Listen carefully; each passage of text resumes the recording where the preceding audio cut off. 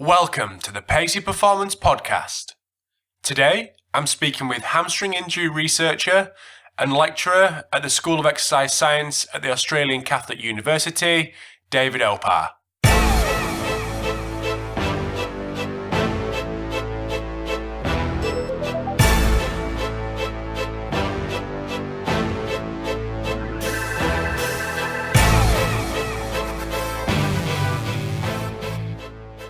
This episode of the Pacey Performance Podcast is sponsored by Vald Performance, makers of the NordBord. So if you haven't heard of the NordBord already, don't worry, I'll explain, it's really simple.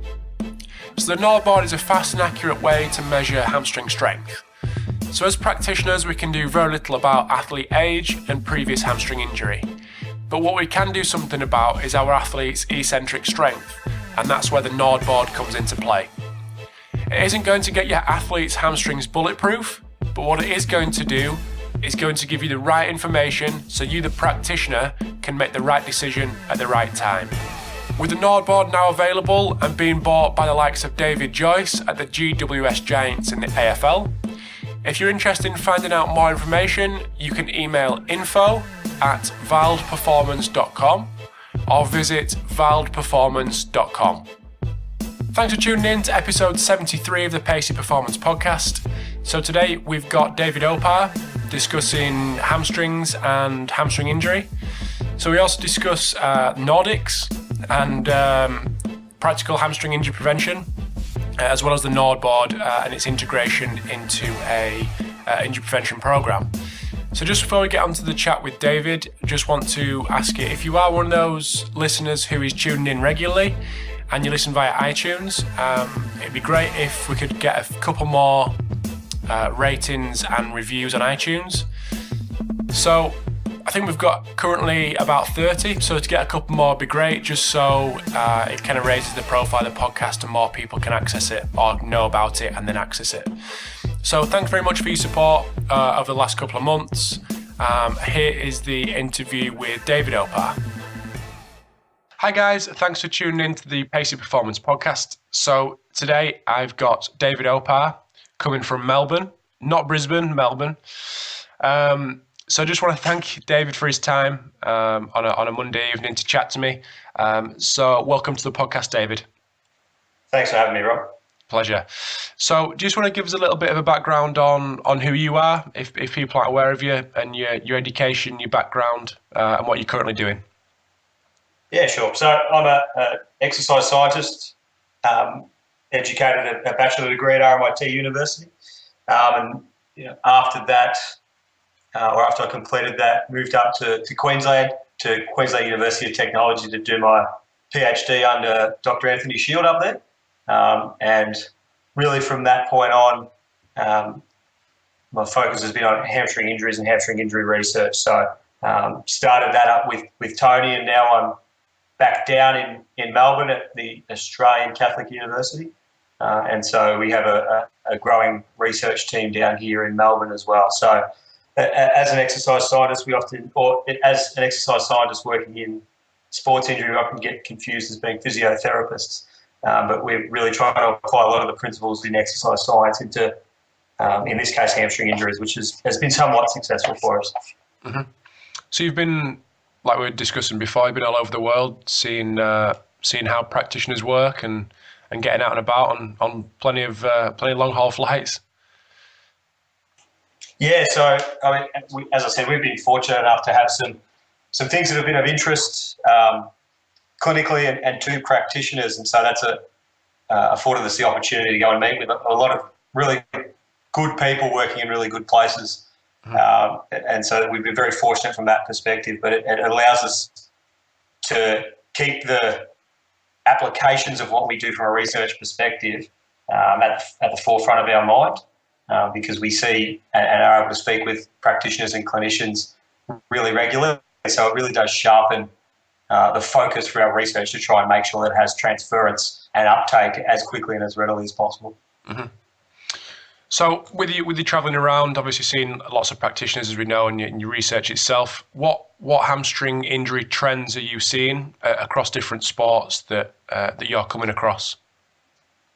Look, I mean, not just from seeing it up close, but also the published literature. The UEFA studies will tell us, the recent ones from Ekstrand and his colleagues suggest that the rates of injuries in professional European soccer are not going down. If anything, they're trending slightly upwards. And we see a similar thing here in the Australian Football League, in the AFL, which is Australian rules football, where the rates of hamstring injuries, first-time injuries, aren't necessarily regressing downwards. Now, the caveat to that is that, at least in the AFL, it seems like the rate of recurrence is trending downwards over the last number of years.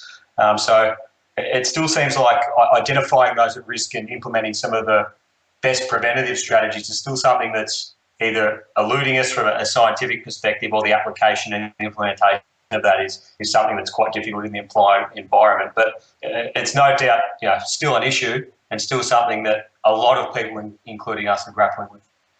So new hamstring injuries are going up, but recurrence is going down. Is that what you mean?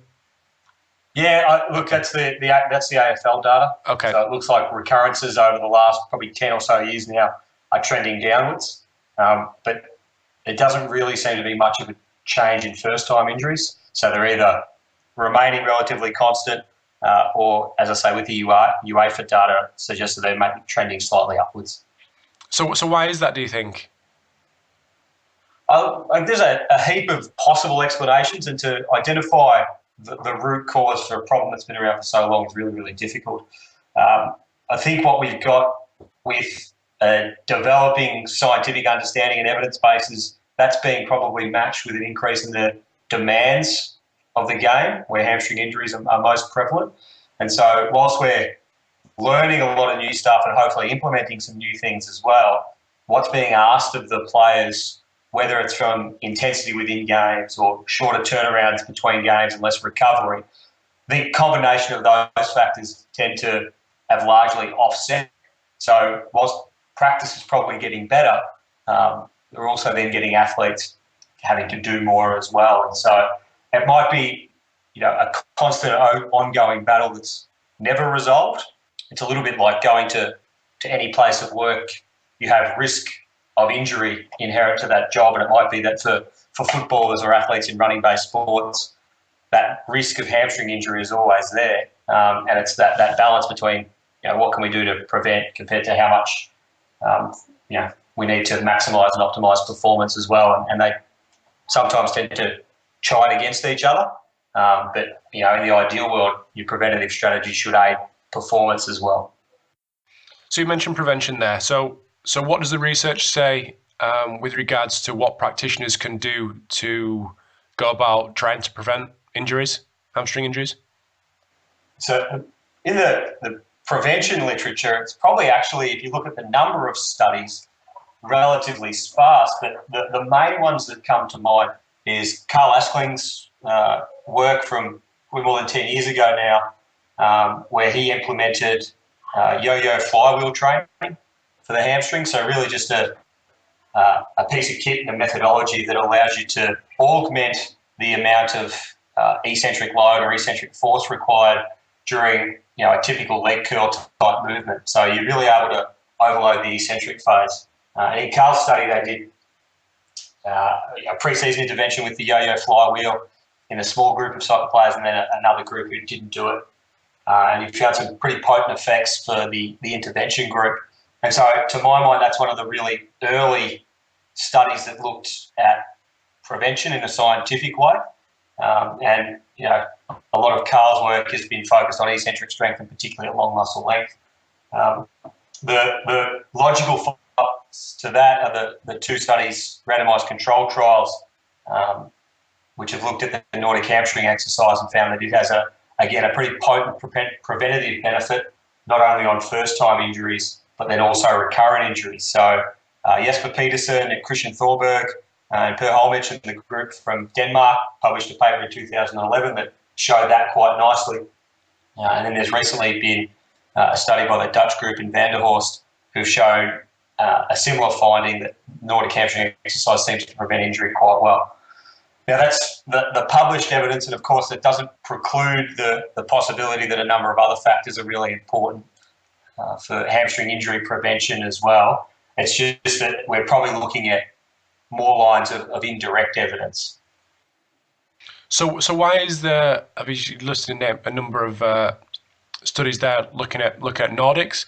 So why is there so much controversy around their use in the field? That's a very good question. It's a little bit counterintuitive. I think that there's a task, an exercise that has a pretty strong body of evidence to support its use. Yet it seems like when more and more supportive evidence comes out, then people are looking for more and more reasons to doubt that evidence. And so, at least from my perspective, that doesn't really make a hell of a lot of sense. I think you've certainly got to look at the evidence base and suggest the exercise does work and does have preventative benefits. If you don't like the exercise, that's fine, but you need to come up with a rationale as to why. And the common reasons you often hear is that it's single joint, it's only a knee dominant exercise. It involves slow speed, slow velocity contraction of the knee flexors, and all these things aren't specific to what is the proposed injury mechanism. And so I think in response to those type of comments, I think you, just point to the fact that there's 2 large-scale RCTs that have shown that it's got a preventative effect. But we're also now starting to observe a few more of the secondary benefits as well. So Matt Bourne from the Queensland arm of the group is just wrapping up an intervention study which has found that the Nordic is a potent stimulus for increasing biceps femoris fascicle lengths. And one of our PhD students down here in Melbourne has shown that having short biceps femoris fascicles increases the risk of injury in professional soccer players 3 to 4-fold. So I think the controversy comes about because people have a bit of a fixed viewpoint about their opinion or perhaps some of their biases.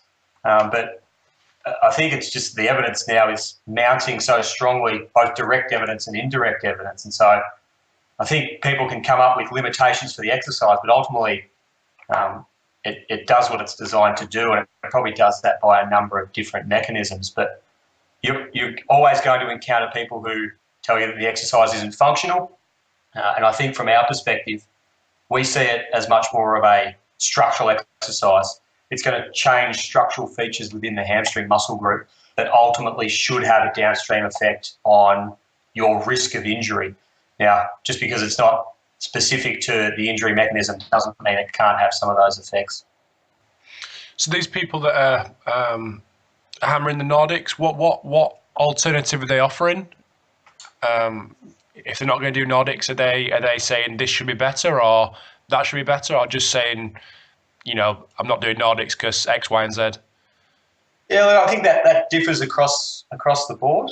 I think one thing to say early on as well is that there are a lot of different exercises that I think will ultimately achieve very similar adaptation or adaptive responses as you might get from a Nordic. Nordic's beneficial because you can do it in the field and you can do it partner assisted. So for large squads and groups of athletes where you have very little time available, it works well. But things like Romanian deadlifts, back extension, single leg back extensions, and variations around those, and certainly think they're really viable alternative exercises as well. And you wouldn't just use one exercise to try and prevent what is a really, really prevalent injury. But I think that the alternatives that people suggest, I think some have some real validity to them as well, just from a first principles approach. And again, calling on some of Carl's work, which is a great body of evidence now, Carl Askling's, that eccentric strength at long muscle length is really, really important. And I think exercises that allow you to do that perhaps better than a Nordic, like your RDL or your back extension, is particularly important to consider, at least its inclusion. And then obviously the other one, which I don't think anyone is opposed to, is that you need to be able to periodise and manage your high-speed running loads as well. So whilst it's the exercise that puts you at risk of injury, ultimately it's a pretty important task for performance as well. And so I think well periodised and well planned and structured high-speed running and exposure to high-speed running is important too. So I think there's a whole range of philosophies that people have. I think some of them are supported by direct or indirect evidence, and others where people are just going with a little bit of gut feel. And I think the general consensus is now more and more people starting to put more faith in evidence-based practice than just gut feel or individual biases. Mm-hmm.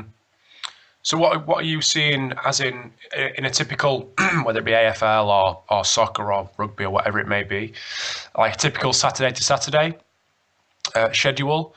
So what are you seeing in terms of research and what you're seeing in the field, that how people are periodizing that week with regards to their high speed running and their exposure to that? Yeah, sure. So we probably have less insights into the high speed running side of things. We've got a study ongoing at the moment where we've got 6 clubs from the AFL who've given us all their GPS data for the previous season, so all their pre-season training and in-season training and in-season matches as well. So we're in the midst of wading our way through that data and probably have a few things in that space in the coming months. In terms of what we see from a practical perspective from the outside looking in some situations and in other situations with a little bit more intimate knowledge of the program, I think the clubs who are doing things particularly well have a strong focus on increasing the resilience of their athletes to eccentric contraction. And so ultimately the effect of that is that their athletes are able to tolerate eccentric loading, particularly through the season. And so exposure to eccentric exercise in whatever form it comes for the hamstrings in season, we believe, is really, really important. And I think the clubs that are able to engender resilience to eccentrically induced muscle damage, particularly early on in pre-season, tend to be able to maintain or target eccentric strength during the in-season period. I think the opposite approach to that is clubs who are fearful of soreness or manage athletes away from soreness, particularly pre-season. See an athlete sore, deload or unload them, then bring them and build them back up, and they get sore again, and they end up with just this continual downward spiral, almost towards deconditioning. So I think part of that ties into the question that you've asked there in terms of periodising some of their training and their training loads and training volumes. In terms of periodising their running loads, I think there's a lot of different approaches for that, and perhaps more than one way to skin a cat. But as I say, we're going to have some data in the next little while that might be able to inform that a little bit better. Just off topic a little bit, how do you see kind of research being used and taken forward and used in a practical sense? And the reason I ask that is that Liverpool John Moores over in the UK are doing kind of like animations and things like that to kind of try to bring research to life and get it used in the real world. How do you see that kind of thing? Do you see that kind of thing as a positive to get your research out there and obviously viewed by more people than ResearchGate or those that are subscribing to the journal? Is there anything like that you've seen, or anything that you would implement to kind of get that research out there and expose as many people as possible to it? Yeah, look, I think that as academics, traditionally and probably still, marketing, for lack of a better term, is not a strong suit and not really something you ever really expect to or think you need to develop. Ultimately, you raise a very good point, is that if your information isn't spread as widely as possible, then its potential impact is muted as well. I think for us, the first step is to always try to make sure that the work that we're doing is practically and clinically relevant, because we can do a lot of things in the lab that might be interesting, but if they don't have an obvious application in the field, then I think the translation of that work is really going to suffer, or it won't translate at all just because it doesn't really have a space to fit into. So I think for us, it's staying in touch with our industry partners and asking them questions, and to a large extent learning more from them than they might actually learn from us, but seeing what are the problems and the issues that they have. Because I think if you're able to hit on something that is a problem and an issue for a lot of people, then you get a very organic and natural spread of your work. But I sort of go back and forth in terms of being able to make the work that you do easily digestible, things like infographics and that type of thing, or whether you sort of should stick to the hard science and the hard sort of facts. I think the thing that bugs me most about infographics is that people look at it and immediately take whatever's on that infographic almost as fact. And it's really taken the critical eye or the analytical eye away from looking at things a little bit more closely, because you can have a study that's done well or done poorly, and that can very much influence the results. So I'm perhaps a little bit hard-nosed and perhaps a little bit more old school in hoping that people will read perhaps more extensively than they do. But I'd like to think that our work can be reach as many people as possible, to some extent through word of mouth, or the fact that we're doing a lot of good things that can be directly applied, because that's ultimately what practitioners and clinicians want, is information that they can then use and implement. So I think that's a key feature for us.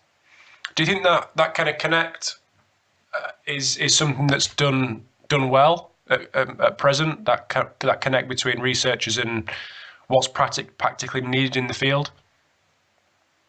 I mean, yes and no. Okay. Ultimately, probably not. And whilst we have a focus on it, I don't think we always do it well either.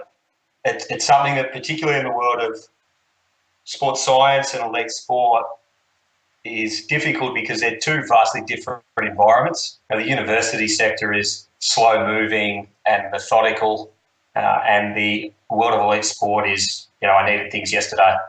And so, to a large extent, they don't connect together well. And by the same token, there's a lot of people who are working clinically or practically who are actually doing things that is perhaps ahead of the evidence base too. So they're not an ideal and perfect fit. You actually have to work really, really hard to try and join them and meld them together. But ultimately, good research is going to take longer than what the industry partners and those in elite sport would want. But you hope to at least have the trickle-down effect of when your work is available, that hopefully it hits some people and ultimately changes practice. But, in short, I don't think it's done very well, but I think it's very hard to come up with a perfect solution to fix that as well. So just one thing that I want to get to that I probably should have got in the first minute, really, and is just kind of recapping on when hamstring injuries occur and why they occur. So you just want to just give us a little bit of a kind of expert view on both them things? Just before we move on, I probably should have said at the start. Yeah. No, sure. I mean, so from a mechanistic perspective, it's probably most likely that hamstring strains occur. Well, we know that they occur most often during high-speed running, and it's probably most likely in the terminal swing phase of high-speed running as well. And you've got the hip is flexed and the knee's rapidly extending. So you have a combination of high levels of muscle force activation at moderate lengths whilst the muscle is lengthening. And so it's probably a combination of those things tied into a relatively rapid lengthening contraction that is probably the recipe for hamstring strain injuries. Now, that said, whilst it's an injury that is seen as occurring acutely, there's probably a whole host of factors in the lead up to when an injury occurs that actually leaves an athlete vulnerable to injury. And then once they're in a vulnerable state, then they have to be met with all the right conditions and so on and so forth. So I think it's important thing to distinguish is that they happen acutely, and as I say, most likely during high-speed running, during terminal swing. But it's also the lead-up of events to that point in time as well that probably puts an athlete at risk. And some of the load monitoring work that we've either completed recently or in the midst of completing suggests that there's perhaps a 2-week window, that a rolling 2-week window that seems to be pretty important for hamstring injuries specifically in terms of identifying the risk and the contribution of risk that load might play. So when you mentioned that, how are you determining that risk in the 2 weeks leading up to it? Okay, so we've had a couple of studies, again, the big AFL one, which I spoke about earlier, and then a preceding study to that run by Steve Dewey up in Queensland and Morgan Williams, who's at the University of South Wales, which has looked at data from a single AFL club across 2 seasons. And so we're able to look at pretty large masses of data and then also get injury reports to see when players go on to sustain a hamstring injury. And so we're able to look at what are some of the common features and factors that we see in those that go on to be injured and those who avoid injury as well. And as I say, we're still working through some of that data, but the thing that is emerging out of that is it's perhaps not necessarily a 4-week window or an acute to chronic workload ratio that might fit specifically for the hamstring injury, but it might be more of a 2-week window or your week-to-week change in load that is particularly important for hammies. So it's that spike in training load that you're seeing? Yeah, I think that would be probably the best way to describe it. Particularly Steve's work would suggest that it's really trying to identify the spikes and then work out, what the latent period is from that spike in workload and how long your risk might be elevated. But then also the week-to-week change stuff tells us that your baseline or perhaps your chronic workload isn't as long as what might be the typical 4-week window as well. So it seems like there's shorter time frames and the spike can be particularly damaging within that window. Cool. So I just want to move onto your involvement with the NordBord. Do you just want to talk to us a little bit about the kind of background behind the product and where it came from and kind of the brains behind it, basically? Yeah, sure. So it's really the brainchild of Dr. Anthony Shield up at QUT, who I said earlier, he was my PhD supervisor.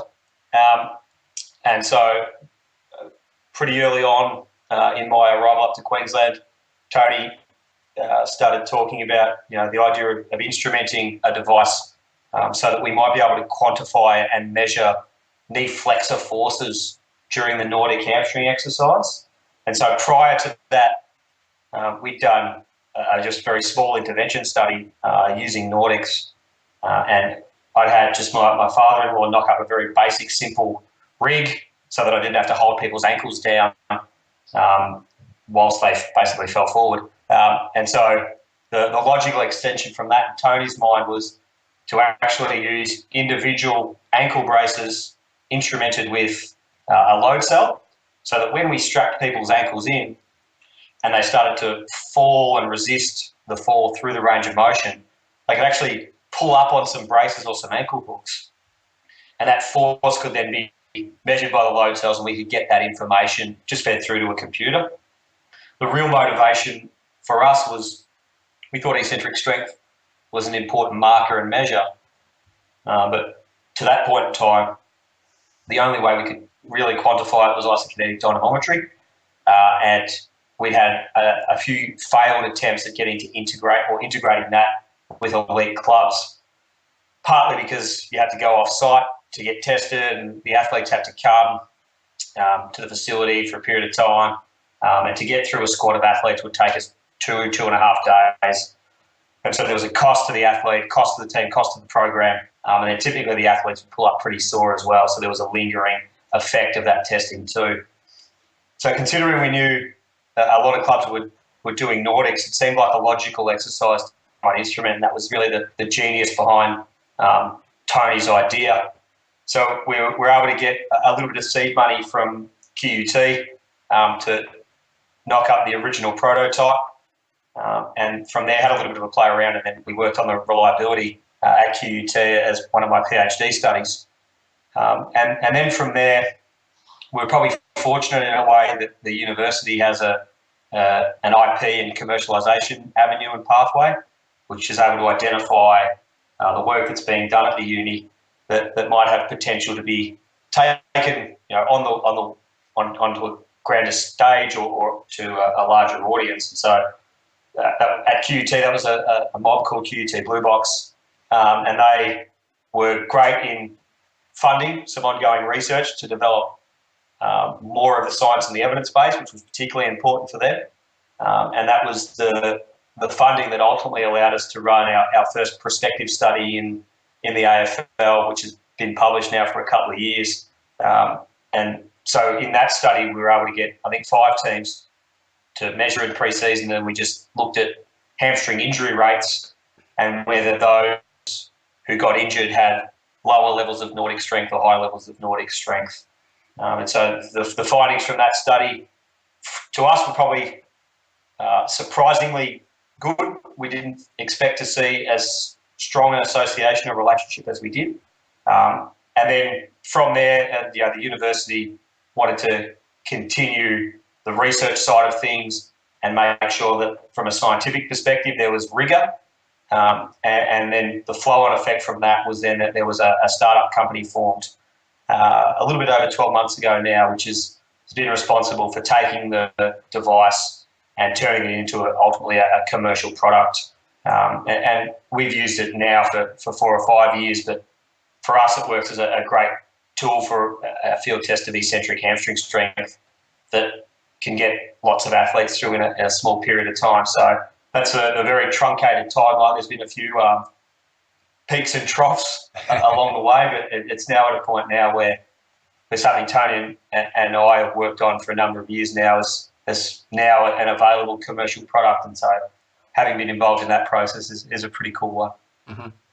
So that the connect initially between the idea and whether it was going to be used, be able to be used practically, that connection was obviously made early doors.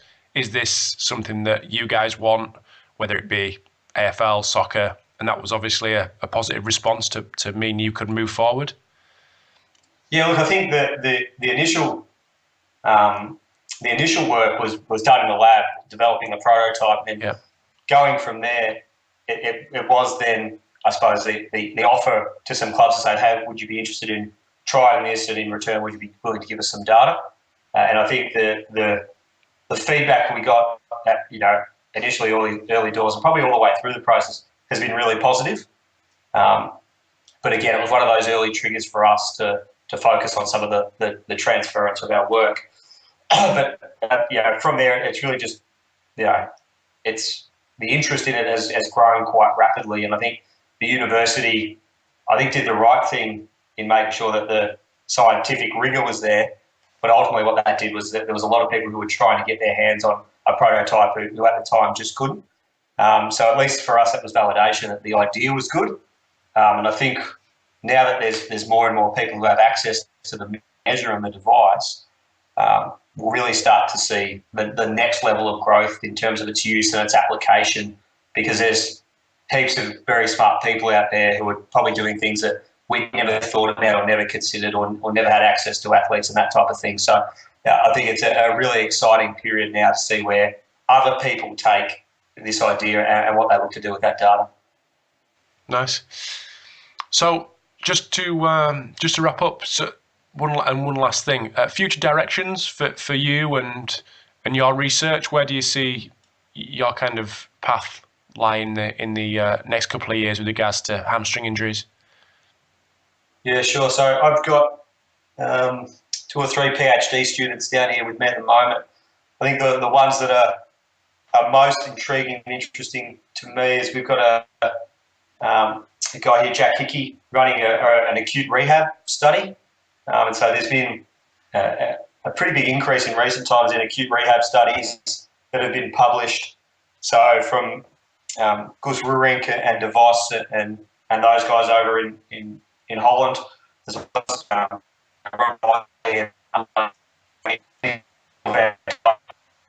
direction.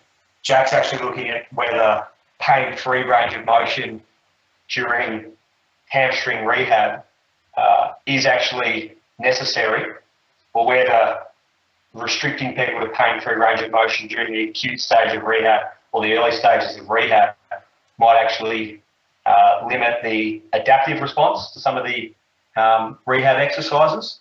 And so tied into that, we've got Ryan Timmins taking serial muscle architecture measures to see whether pain-free versus pain threshold rehabilitation, which is what Jack's coined at the moment, has any effect on adaptation through rehab and then ultimately markers at return to play and hopefully in the long term risk of re-injury. I think Jack's rehab study's just started, and I think he's developed a really nice algorithm or decision tree for progressing and regressing hamstring rehabilitation, and we're particularly keen to use a pretty aggressive approach, particularly for some of the heavily loaded eccentric exercises. So with a couple of the subjects that Jack's got going through at the moment, I think within 5 to 7 days, we've got these two guys loading pretty aggressively during their eccentric contractions at this point without any complications. So I think that's one of the avenues that we're heading down. We're doing now a lot of work with women's football or soccer, and Kate Beerworth, who's the physio for the women's national team here in Australia, looking to see whether markers and measures of hamstring function might have implications for knee joint stability and knee joint injury as well. And Narav Maniar is our lead for that down here in Melbourne. And then we've got a young fellow by the name of Joshua Ruddy, who's working particularly hard on a lot of our load monitoring stuff and looking to see whether we can better understand what are the factors that contribute to risk of future hamstring injury. And so that'll involve a combination of internal and external load measures, some NordBord stuff, some muscle architecture stuff from Ryan, really trying to see what are some of the variables that are key for us to measure and which ones inform us best about risk, whether it's from a screening perspective or whether it's from an ongoing monitoring perspective as well. So I know it's I know people will have a real problem in finding your work, but where can people get hold of the kind of stuff that you're doing and the groups that you're working with? What's the best place? Yeah, look, I think probably the easiest and most accessible avenue these days is Twitter. Okay. So I don't know. I think it's at David Opar. I get people who ask for stuff often through that. So that's normally the easiest place. And I'm more than happy to connect with anyone through that avenue. Cool. Well, I'll let you go. And apologies for turning up an hour late. No worries, Rob. Cool. We'll keep in touch. And thanks again, mate. Yeah, no worries, mate. Thanks for having me. No worries. Speak soon. See you, mate. Thanks for tuning in to episode 73 of the Pacey Performance Podcast. I hope you enjoyed the chat with David.